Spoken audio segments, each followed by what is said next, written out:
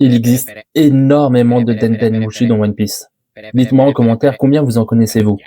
On a le bébé Denden Mushi, petit Denden Mushi, il tient dans une main où elle peut porter un bracelet.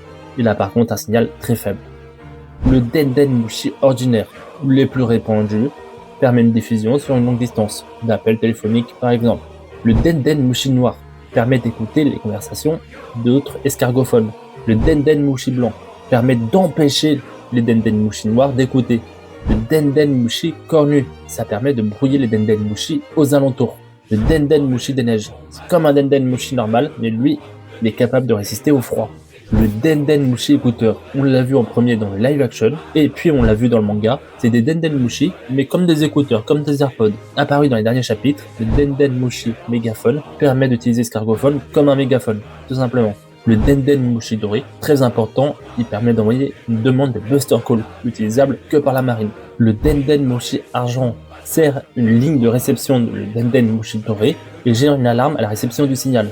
On a aussi des Denden Mushi visuels, des scargophones qui permettent de transmettre des images et des vidéos. On a Kameko, un bébé Denden Mushi visuel, il peut co-stocker des images et des vidéos, mais trop petit pour les afficher. On a Proco, capable de recevoir les signaux du Kameko et il peut projeter et diffuser les images ou vidéos.